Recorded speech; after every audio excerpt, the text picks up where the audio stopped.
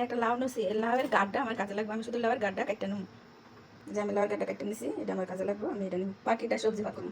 লাউয়ের গাড্ডা বন্ধুরা আমি গ্রেড করে নিব, পরে আমি দেখাবো, কারণ আমি একা ভিডিও করি, আমি গ্রেডটা দেখাতে পারতাম না একাতে। বন্ধুরা লাউটা ব্রেড করে নিছি, ব্রেড করে পরে নেওয়ার পর এটা তো অনেক পানি উঠবো, এটা আমি এমনি সিদ্ধা সিদ্ধা পানিটি ফালাই দেবো। এই যে লাউ ব্রেডটা নিয়ে নিছি, এখান দিয়ে দেবো ময়দা না আটা দিছি, চালের গুঁড়া, নারকেল গুঁড়া, লবণ, চিনি স্বাদ মতন। এটি আমি অনেক একসাথে মিক্স করে নেব। এতে দেখেন বন্ধুরা পানি লাগে না, এটা আরও পাতলা হয়ে যাবো গুলতে গুলতে। এখন দিয়ে দেবো একটু দই হাতে কুচি আর কাঁচামরিচকে দিয়ে দিই, অপশনাল, এটা আপনার দিলেও পারেন না দিলেও পারেন। এটা আমি একসাথে মিশাই নেব, এটা আমি একসাথে মিশাই নেব। লাউয়ের বড়াটা দুইভাবে বানায় খাওয়া যায়। মিক্স করা শেষ আমার। আর দেন কত পানি গেছে, আর থাকলে আর পানি ফেলে যাবো, আর পাতলে যাবো, তাড়াতাড়ি করে তেল দিয়ে দিতে হবে।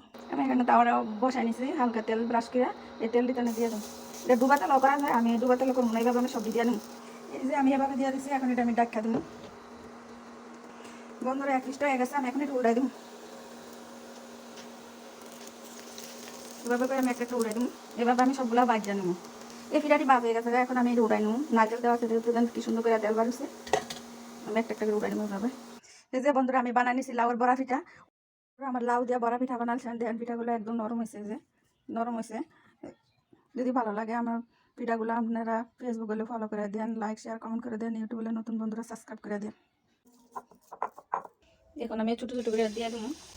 এই যে আমি এভাবে দিয়ে নিচ্ছি, কিছুটা হয়ে গেছে, এখন আমি যেটা উড়াই দেবো দিলে, আর এখন আমি কিছু উড়াই নেবো, একটু সাবস্ক্রাইব করে দেন।